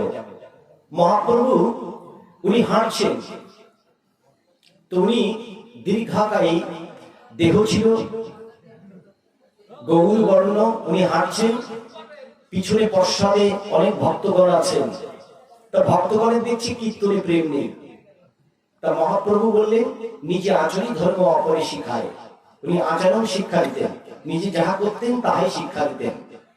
দূরে দেখে একজন রজক, তার মানে ধোপা, কাপড় কাছে, তখন মহাপ্রভু বুঝেছেন আজকে ভক্তদের কীর্তন করে, কিন্তু কীর্তনে প্রেম নেই, কীর্তনে ভক্তি নেই, কীর্তনের মধ্যে আকুলতা নেই, কীর্তনের মধ্যে ব্যাকুলতা নেই, কীর্তনের মধ্যে সমাধিস্থ ভাব নেই, কীর্তনের মধ্যে সমর্পণ নেই, কীর্তনের মধ্যে চিদাকাশে, চেতনার আকাশে গিয়ে যে উচ্চস্বরে কীর্তন করা বা একাকার হয়ে যাওয়া, দুবাহু আন্দোলিত হওয়া, এটি মহাপ্রভু পাচ্ছেন না। তখন দেখলেন ভক্তদের মধ্যে এটি নেই। তাই মহাপ্রভু দেখালেন যে দেখো, কীর্তনের প্রেম থাকলে, শুদ্ধ ভক্তি থাকলে কি হয়। মহাপ্রভু নিজেই পরতত্ত্ব সীমা রজককে বলেন, ওহে রজক কি করো। রজক কিছু বলে না, বলছে একবার হরি বল বলো, একবার হরি নামে যত পাপ হয়, পাপীর কি সাধ্য আছে তত পাপ করে। বলছে আমি হরিবোলা হলে ঠাকুর তোমার মতো হরিবোলা হতে পারবো না, কারণ আমার সংসার আছে, তোমার সংসার নেই, বাচ্চা নেই, আমি হরিবোলা হব না। বলছে কি করিলে তুমি হরিবোল বলিবে। বলছে ঠাকুর তো সন্ন্যাসী, এই কাজটা করতে দিই। বলছে আমার এই কাপড় তুমি যদি কেচে দাও তাহলে আমি হরিবোল বলিব। বুঝছে এতটুকু কাজ, পরমাত্মার সাথে জীবাত্মার সাক্ষাৎকার হচ্ছে দর্শন। যখন হাই ভোল্টেজ হাতে স্পর্শ হয়েছে, কারেন্ট শক হয়েছে, মূর্ছিত হয়ে পড়েছে, চোখের অগ্নিকণা যখন ওই চোখের মধ্যে স্পর্শ করেছে, সকল অজ্ঞানতা নাশ হয়ে গেছে। মহাপ্রভু হন হন করে হাঁটছেন। রজকে আর পূর্বের স্মৃতি নেই, বর্তমান স্মৃতি, সম্মোহনী শক্তি। রজ দুবাহু করে বলছে হরি বল, হরি বল বলে কাঁদছে আনন্দশ্রু, বেদনার অশ্রু না, আনন্দশ্রু বলে কাঁদছেন বিগলিত ভাবে, আন্দোলিত হচ্ছে দুবাহু। রজকে সহধর্মী রজকনি এসে বলছে, ওগো তোমার কি হয়েছে? সে কিছুই বলে না, সে তো বাহু শূন্য, বাহ্য জ্ঞান শূন্য, এই প্রকৃতির কোনো আবেশের মধ্যে সে নেই। সে প্রকৃতস্থ হয়েছে, চেতনার আকাশে চলে গেছে। গ্রাম থেকে সকলে নিয়ে এসছে, নিয়ে এসে একে একে বলছে তোমার কি হয়েছে? সেও বলছে হরি বল। আর একজন স্পর্শ করছে, সেও বলছে হরি বল। আর একজন স্পর্শ করছে, সেও বলছে হরি বল। রজকের সহধর্মী এসে স্পর্শ করছে, সেও বলছে হরি বল। তাই বলছে হরি বলের ছোঁয়া প্রত্যেকের মধ্যে লাগতে হবে, তাহলে হরি কৃপা হবে। ভক্তগণ বুঝলেন, হরি প্রীতি হাই ভোল্টেজকে স্পর্শ করতে হবে, নচেত হবে না। যেখানে হরিনাম হয় একটু হাই ভোল্টেজ, একটু গায়ে মাথায় নেবেন, একটু প্রণাম করবেন, সমর্পণ করবেন, তাহলে ঈশ্বর কৃপা করবেন, নচেত হবে না। তন্ময় হয়ে যাবেন, তন্ময়, যেটা বলে তন্ময় হয়ে যাওয়া, সমাধিস্থ হয়ে যাওয়া, নচেত হয় না। কীর্তনে রাখবে কি? প্রেম। দাদাশ্রী বলছিল কীর্তন, কীর্তন কিন্তু করতে হয় রাগ রাগিনী সুরে। আমি মাঝে একটা কীর্তন দেখছি ভারতে, দেখি যুবক আর যুবতী এখান থেকে এই পর্যন্ত লাফিয়ে যাচ্ছেন, এখান থেকে এই পর্যন্ত লাফিয়ে লাফিয়ে কীর্তন করছে একটা হিন্দি গানের সুরে। তাও হিন্দি গানটা কি না বলে বাংলা গানের একটা আছে, চিরদিনই তুমি যে আমার আমি যে তোমার, বলে অতি কীর্তন করছে। আমি বলে ভগবান, এ কি কোথায় এসে পড়লাম? এটি কি কীর্তন হয়? কীর্তন তনু মনু মন, মনের মধ্যে যদি দোদুল্যমান না হয় তাহলে কীর্তন হবে না। কীর্তনে যদি প্রেম না আসে, বলে কেমন প্রেমটা? মানে একটি ইট আরেকটি ইটকে যুক্ত করে রাখে কি দিয়ে জানো? বলছে বালু আর সিমেন্ট। বালু আর সিমেন্ট, বালু আর সিমেন্ট যখন আটকিয়ে যায় স্তরে স্তর, ওটা 100 তলা বিল্ডিং পর্যন্ত হয়, কিন্তু প্রত্যেকটি ইটকে যদি অল্প একটু জায়গায় রাখেন ধস করে পড়ে যায়। কিন্তু যখন বালু আর সিমেন্ট দেওয়া হয়, ওটা স্তরে স্তরে 100 তলা পর্যন্ত হয়ে যায়। বলছে প্রেম আর ভক্তির যখন জুড়ে যাবে, ওই বিল্ডিং আর ভাঙা যায় না। বলে দেহ মন্দিরের মধ্যে প্রেম আর ভক্তির মধ্য দিয়ে পরম ব্রহ্ম জীবাত্মা পরমাত্মার মিলন ঘটাও, তাহলেই হবে কৃপা, ভগবত কৃপা। মা যশোমতী কৃষ্ণকে বাঁধার চেষ্টা করছে, ওগো কানহা আর তো বাঁধতে পারি না, 100 হাত হয়ে গেছে। আপনারা জানেন দামোদর ব্রত, দামবন্ধন লীলা, তখন ওই গোবিন্দকে ডাকছে, হে গোবিন্দ তুমি কৃপা করো।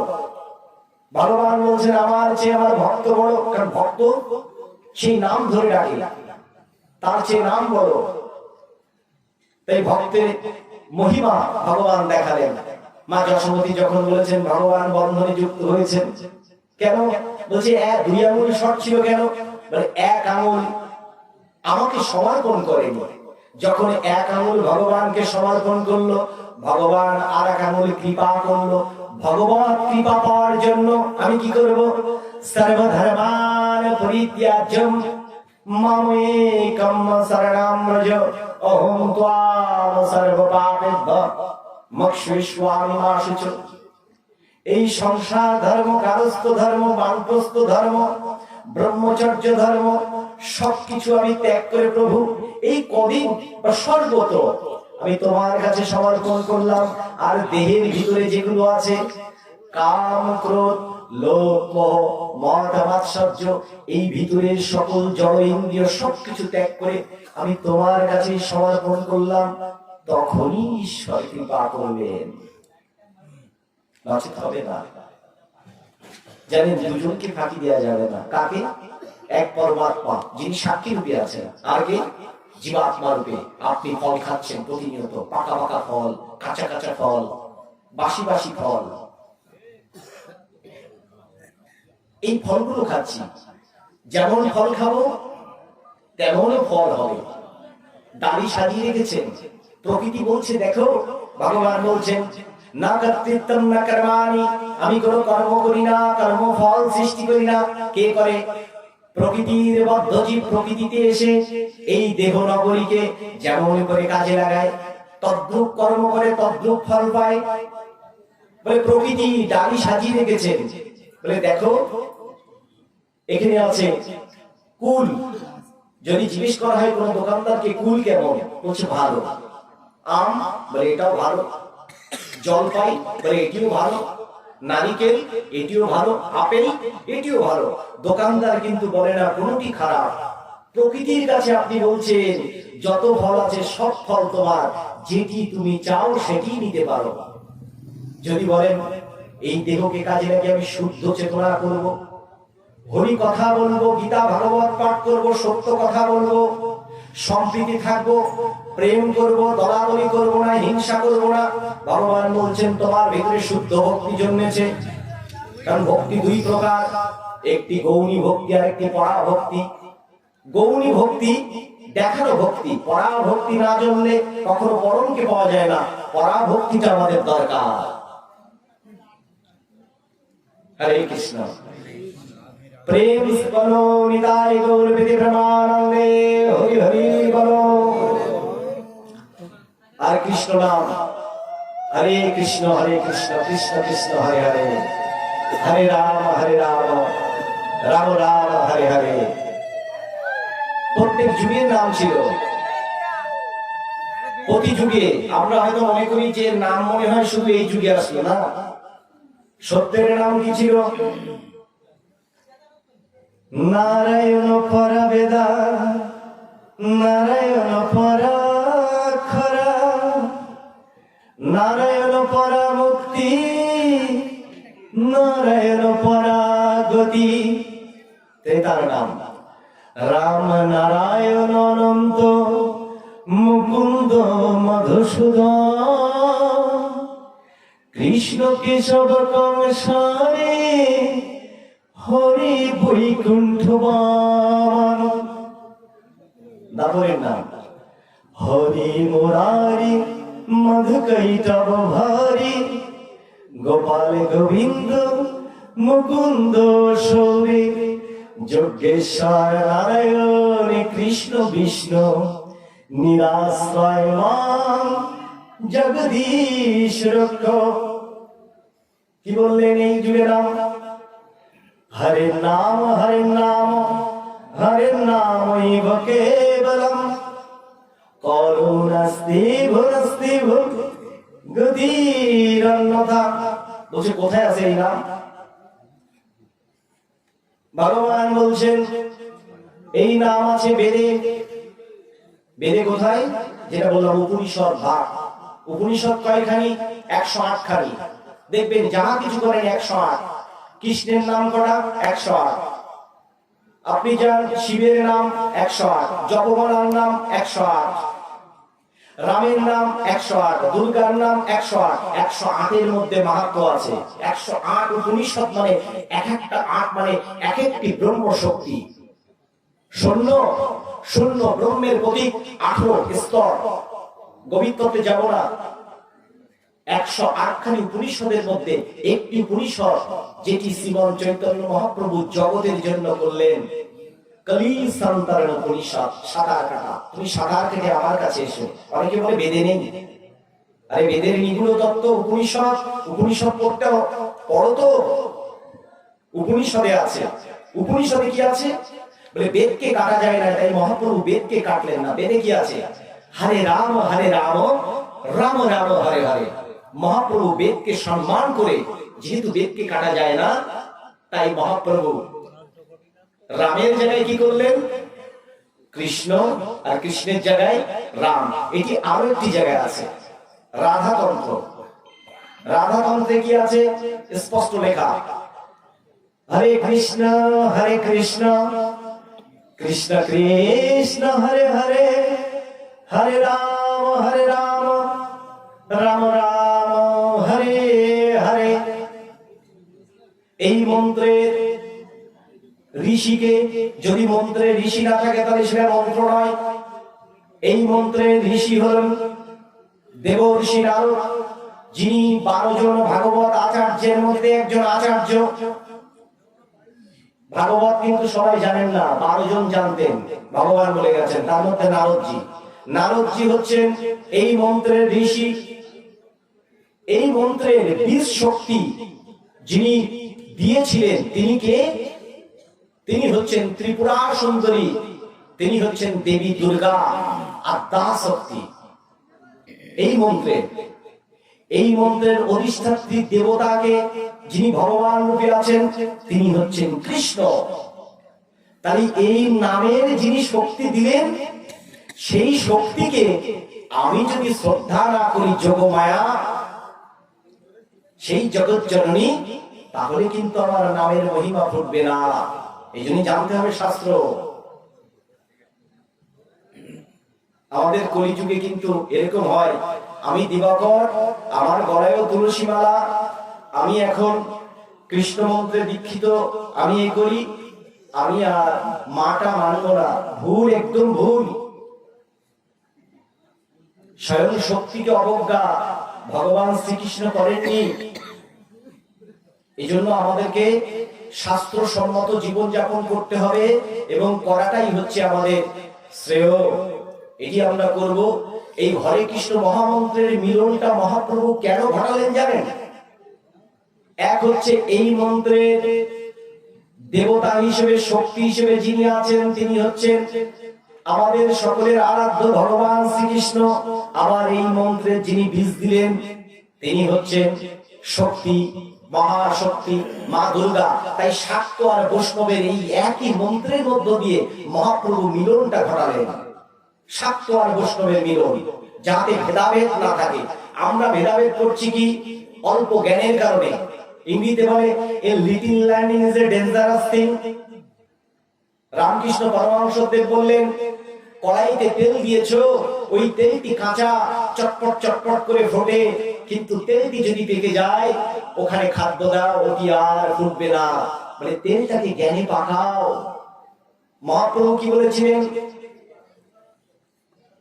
তৃণাদপি সুনিচন অমানিতা সদা হরি। তৃণাদপি, তুমি তৃণের মতো হও, মারিয়ে গেলেও রাগ করা যাবে না। মহাপ্রভু কি বলেছিলেন? রঘুনন্দন গৃহে বৈষ্ণব হইতে ছিল বড় সাত, তৃণাদপি শ্লোকেতে পড়ে গেলাম। হে রঘুনন্দন, বৈষ্ণব হতে আমার অনেক বড় সাত ছিল, আমি বৈষ্ণব হতে পারলাম না, তুমি আমার থেকে ছাড়িয়ে গেলে। আমি তৃণের মতো হতে পারলাম না, আমি তো রিয়াক্ট করি। স্বার্থ ভক্ত, ও মুক্ত ভেদাভেদ করছি। এমনি কমতে কমতে হয়ে গেছে 100%। 800 বছর আগে 100% ছিল, এখন হয়ে গেছে 100%। দমাদমি করতে করতে 50 বছর পর দেখবো 1% নেই। লাভ কি? যেগুলো আছে এগুলো ইউনাইটেড করেন। গলায় কি আছে? মালা। এটি কেমন? হলদেটে। এটি কি? লাল। বিভিন্ন গাছে ছিল, বিভিন্ন গাছের মালা যখন এক জায়গায় গেঁথেছেন, তখন এটি মালায় পরিণত হয়েছে। কিন্তু এর আগে ছিল সব পুষ্প। এই প্রত্যেকটি পুষ্পকে এক জায়গায় রাখতে হবে। শাক্ত, শৈব, গণপত্য, সৌর যে যে থাকেন, সনাতন ধর্মের সকলকে এক করে রাখেন, তাহলে সেটি হবে সনাতন ধর্ম। নচেত হবে না। প্রেম সে বলো নিতাই গৌর বিধি প্রেমানন্দে হরি হরি বলো। আর যিনি আমাদের আজকে এখানে সেবা দান করছেন ভগবানকে, অত্যন্ত মহাত্মা। উনি এসেছেন, বয়স হয়ে গেছে, একজন শিক্ষক মানুষ, রিটায়ার্ড পারসন, শিক্ষক মানুষ। কিন্তু শিক্ষক মানুষ, আমি খুব খুশি হয়েছি। মার্জনা করবেন। 3টি কর্ম যদি কোনো ব্রাহ্মণ, কথা না বললেন, ব্রাহ্মণ, দ্বিজ আর বিপ্র, এই 3টি কিন্তু ডিফারেন্স। ব্রাহ্মণ মানে যিনি ব্রাহ্মণ ঘরে জন্মগ্রহণ করেছেন, তিনি ব্রাহ্মণ। যখন উপনয়ন সংস্কার হয় তখন উনি হন দ্বিজ। বিপ্র কখন হন? যখন উনি বেদোক্ত পণ্ডিত, গীতা ভাগবতের জ্ঞান ওনার ভিতরে আছে, তখন উনি হন বিপ্র। এখন যদি কোন ব্রাহ্মণ বিপ্র আচার্য পণ্ডিত দ্বারা 3টি কর্ম করেন, ভগবান শ্রীহরি খুশি হন। নাম্বার 1, এক হচ্ছে যজ্ঞ। কেন?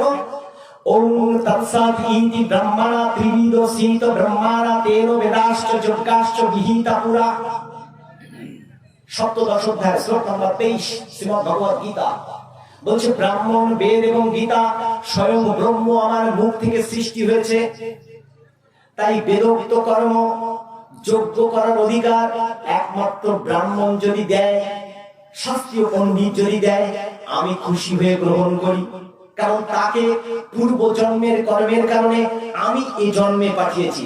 যদি এ জন্মে ভুল করে পদস্খলন হয়ে আবার চলে যাবে, এরকম না। আমি এ জন্মে ব্রাহ্মণ হয়েছি, পরে জন্মে কি হব সেটা আমার এই জন্মের কর্ম বলে দেবে। আপনি এ জন্মে হয়তো শূদ্র আছেন বা ক্ষত্রিয় আছেন, কিন্তু এক জন্মে হয়তো বিপ্র ছিলেন, পদস্খলন হয়ে আজকে ক্ষত্রিয় হয়ে গেছেন। আমি হয়তো এক জন্মে ছিলাম কোন পশু বা কীট, ভগবানের সুকৃতি কৃপা বলে আমি এই জন্মে বিপ্র হয়েছি। বলছি, এই জন্মে তোমাকে যে কুলে দিয়েছি সেই কুলে ডিউটি করো, আমি ডিউটি করার জন্য তোমাকে পাঠিয়েছি ভূভাগে। তাই বিপ্র যদি যজ্ঞ করেন, বিষ্ণু খুশি হন। কারণ বিষ্ণু কি বলছেন দেখেন, মহাভারতের অনুশাসন করবে। বলছে, হে জীবগণ শোনো, আমি স্বয়ং যে সকল বিপ্রগণ জ্ঞানবান পণ্ডিত থাকেন, আমি স্বয়ং বিষ্ণু রূপে তার দেহের ভিতরে আবিষ্ট হই। এটা আমার কথা, অনুশাসন পর্বটা ভালো করে পড়েন। খুব খুশি হয়েছি, ওনার মতো একজন মহাত্মাকে দিয়ে আপনার যজ্ঞ করাচ্ছেন। আরেকটি কাজ বলে যায়, শেষ করে দিব বাবা। হ্যাঁ, বেশি সময় নিয়ে ফেলেছি, 2 মিনিট বাবা। এক হচ্ছে যজ্ঞ, 2 হচ্ছে কি, ভগবানকে যদি প্রসাদান্ন দেওয়া হয়, প্রসাদান্ন ভগবানকে যেটা নিবেদন হবে, কৃষ্ণকে শিবজিকে মাতাজিকে যে পূজাটা হবে ওটি যদি দেওয়া হয়, ভগবান এটা গ্রহণ করেন, ভগবান খুশি হন। আর 3 নম্বর কি, একটা হচ্ছে যজ্ঞ, একটি হচ্ছে পাকান্ন প্রসাদান্ন। আর 3 নম্বর আমাদের যে কর্ম, বিভিন্ন যে বৈদিক যজ্ঞানুষ্ঠান রয়েছে, যেমন বিবাহ, বিভিন্ন শ্রাদ্ধাদি অনুষ্ঠান, অন্যান্য কর্ম, এই কর্মগুলো অবশ্যই বিপ্র দিয়ে, আচার্য দিয়ে করা হলে ঈশ্বর খুশি হন। এই কর্মগুলো চেষ্টা করবেন করা হবে। একজন ব্যক্তি আমাকে জিজ্ঞেস করছে, এই কথা বলার কারণে আমার এক ভক্ত বলছে, প্রভু ভগবান কি তাহলে একটু পক্ষপাতিত্ব করছে না? ব্রাহ্মণের জন্য এতগুলো, অন্য অন্য বর্ণের জন্য কিছু নেই। আমি বললাম, 2টি উদাহরণ দিয়ে আপনার। আজকে বাংলাদেশে সংবিধান হয়েছে, এখন বাংলাদেশের প্রধানমন্ত্রী পাশে যারা আছেন, বলছে নরেন্দ্র মোদী বা অন্য জায়গায় দেখবেন প্রথমে যারা বডিগার্ড থাকে বলছে আগে তুমি খাও, আগে তারা খায়। এরপরে কি ডিফেন্সের অনেক কর্মকর্তা থাকে, পুলিশ থাকে, র্যাব থাকে, বিডিআর থাকে। এখন আমিও বাংলাদেশের নাগরিক, আরেকজন নাগরিক, কিন্তু আরেকজনের কাছে আর্মস, আরেকজনের সরকার থেকে সকল ফ্যাসিলিটি, সরকার থেকে অর্থ, সরকার থেকে ফ্ল্যাট, প্রধানমন্ত্রীর সাথে চলাফেরা, মন্ত্রী পরিষদের সাথে চলাফেরা, সকল জায়গায় যাওয়া, বিমানে করে যাওয়া। কেন যায়?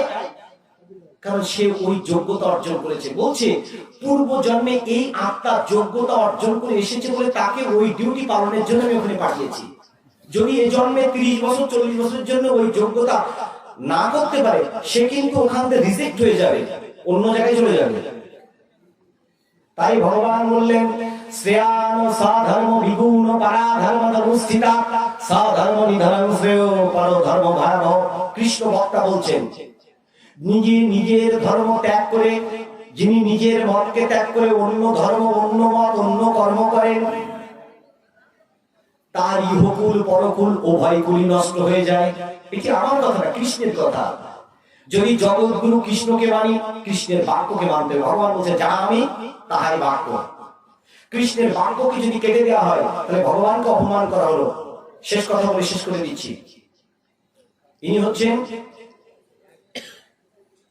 ভগবানের একটি কথা আছেন, এই কথাটি নবম অধ্যায় अरण्य चिंतायाम या जना पज्जुपासते ते संनित्तो विचित्तानाम जगक्षेमम बहम्यहम। অর্জুন মিশ্র এই কথাটি কেটে দিয়ে ভগবান বলছেন অনন্য চিত্তে যিনি আমার সাধন ভজন করে, যিনি আমার ডাকেন বা যিনি আমার অর্চনা পূজা করেন, পূর্ব জন্মের বা বর্তমান জন্মে প্রাপ্ত অপ্রাপ্ত বস্তু ওই বহন করি, সংরক্ষণ করি। অর্জুন মিশ্র বললেন ভগবান এই কথাটা বলতে পারেন কি করে? উনি বহমী অহমের পরিবর্তে কেটে দিয়ে লিখে দিলেন দদামি অহম। দাদাশ্রী জানেন দদামি অহম। যেই দদামি অহম লিখেছেন, গোবিন্দ বলছেন যাহা আমি তাহাই আমার নাম, গোবিন্দের নামকে কেটে দেওয়া হয়েছে। গোবিন্দের পিঠে দেখা গেল বড় একটা দাগ। বলছে গোবিন্দের এরকম হলো কেন লাল দাগ? বলছে গোবিন্দের ওই লাল দাগ কেটে দেওয়া হয়েছে কারণ গোবিন্দের কোন অক্ষরকে কাটা যায় না, কারণ গোবিন্দই সিদ্ধান্ত দিয়েছেন It's my order, it's your duty, এটি আমার অর্ডার, তুমি ডিউটি পালন করো। তাই গোবিন্দের ওই নাম অক্ষর কোনো কিছু কাটা যায় না, কাটপেস করা যায় না। আমিও করতে পারি না। আমিও যদি গোবিন্দের কোনো বাক্য উল্লঙ্ঘন করি, আমিও যদি ভুল পথে যাই, আমিও কিন্তু ছাড় পাবো না। এই যত গীতা ভাগবত পড়ি না কেন, ভগবান কাউকে নো কনসিডার করেন না। নিতাই গৌর প্রেমানন্দে বলুন হরি হরি বল। ঈশ্বর আপনাদের সকলে মঙ্গল করুন। সনাতন ধর্মের একটি উদার বাণী, সর্বে সম্মঙ্গলম ভূয়াৎ, সর্বে সন্তু নিরাময়া, সর্বে ভদ্রাণি পশ্যন্তু, মা কশ্চিৎ দুঃখ ভাগ ভবেৎ। আমি জানি না পৃথিবীর কোন ধর্মমত বলে, কিন্তু সনাতন ধর্ম একটি ধর্ম, সে ব্রাহ্মণ ক্ষত্রিয় বৈশ্য শূদ্র যেই হন না কেন, সে সবসময় বলে হে পৃথিবীর মানুষ, তুমি সকলের শান্তি দাও, তুমি সকলের কল্যাণ করো, তুমি সকলের রোগ নিরাময় করো। হে প্রভু, তুমি কখনো কাউকে বিশ্ব ব্রহ্মাণ্ডের যে যেখানে আছে কাউকে তুমি দুঃখ দিও না। এখানে আপনারা যারা আছেন, সেটা ব্রাহ্মণ হন, ক্ষত্রিয় হন, বৈশ্য হন, যেই হন না কেন, আমি এটা জানি আমরা সবাই সেই এক ব্রহ্মের সন্তান, সবাই আমরা এক। শুধুমাত্র ভৌত দেহের মধ্য দিয়ে আমরা যে যার অবস্থান থেকে ডিউটি করছি মাত্র। কাউকে ঘৃণা নয়, কাউকে হিংসা নয়, কাউকে ক্রোধ নয়, সকলে আমরা একাকার হয়ে সুন্দর একটি বিশ্ব করি। তাই ভগবান উপনিষদে বলছেন অসতমা সদ্গাময়, হে প্রভু তুমি আমাদেরকে অসৎ থেকে সত্যের পথ দেখাও। তমোসমা জ্যোতির্গময়, তুমি আমার অন্ধকার থেকে আলোর পথ দেখাও। মৃত্যুর অমৃতময়, আমরা তোমার অমৃতের পুত্র, যে অমৃতের ধাম থেকে এসেছিলাম, সেই অমৃতের নিত্য ধামে চলে যেতে পারি। আগত ভক্তবৃন্দের মঙ্গল কামনায়, অনাগত ভক্তবৃন্দের মঙ্গল কামনায়, জাতি ধর্ম বর্ণ নির্বিশেষে সকল জীবের মঙ্গল কামনায়, বিশ্ব ব্রহ্মাণ্ডের যে যেখানে আছে সকলের মঙ্গল কামনায়, নিতাই গৌর প্রীতি প্রেমানন্দে বলুন হরি হরি বল।